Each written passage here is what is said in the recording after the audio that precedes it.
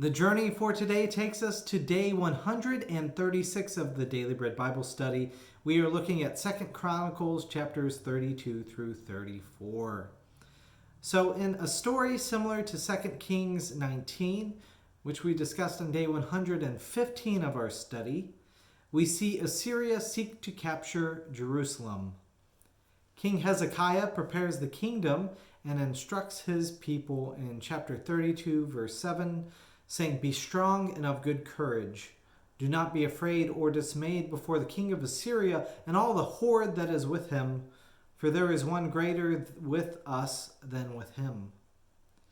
When King Sennacherib of Assyria comes, he mocks their trust in God in verse 15, saying, "Now therefore do not listen to Hezekiah. Don't let him deceive you or mislead you in this fashion, and do not believe him. For no God of any nation or kingdom has been able to save his people from my hand or from the hand of my ancestors. And how much less will your God save you out of my hand?" So with the help of the prophet Isaiah, King Hezekiah prays to God. The Lord sends deliverance in the form of an angel who cut off the mighty men of the king of Assyria. King Sennacherib heads home in disgrace and is murdered by a conspiracy in the house of his God. Hezekiah and Judah find peace again. King Hezekiah then becomes sick and prays to God for healing. God shows the king mercy, yet Hezekiah is said to have belittled this healing and sign. The 2 Kings account shows that as a sign, the prophet Isaiah has turned back time 10 intervals on the sundial. So eventually, Hezekiah humbles himself, and God pushes back any destruction for a time.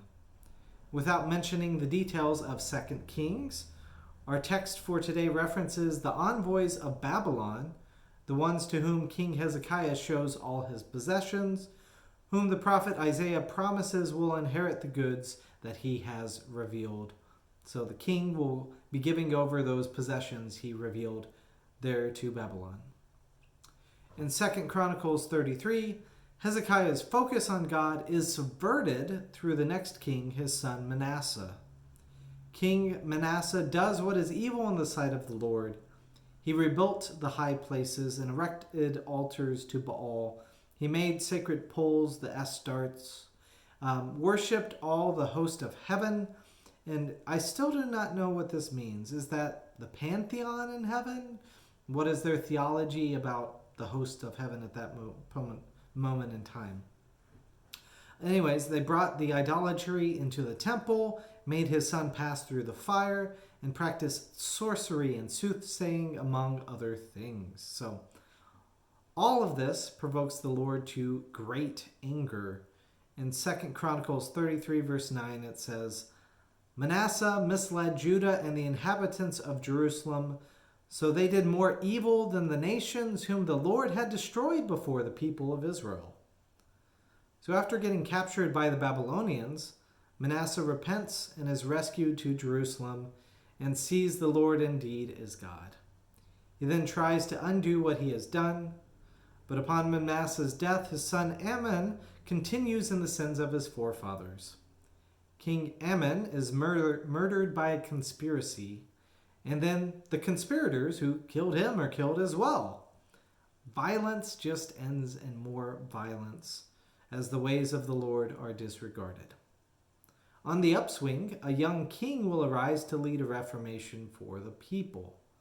We see this king called King Josiah. He begins his reign at the age of 8. He seeks the Lord at a young age, and 4 years later begins to purge the land of foreign gods. Most of what Manasseh does, King Josiah undoes.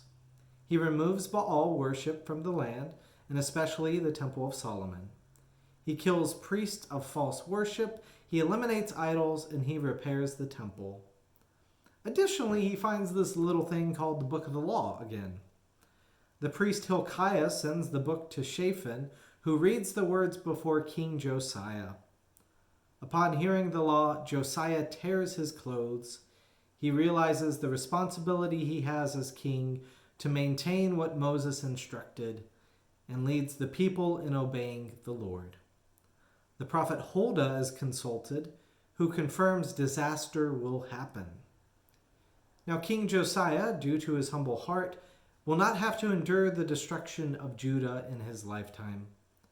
With that assurance, King Josiah invites the people together to hear the book of the law read aloud.